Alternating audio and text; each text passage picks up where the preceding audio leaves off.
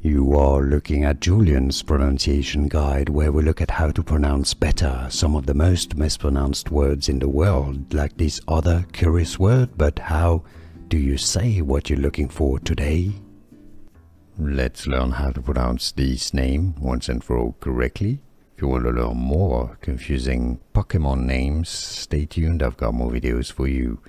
You want to learn from Bulbasaur, or some may say it also as Bulbasaur, depending. I think both pronunciations are correct. How do you pronounce it yourself? Bulbasaur? It's like a dinosaur or dinosaur. Both pronunciations are correct. How do you pronounce it yourself? Let us know.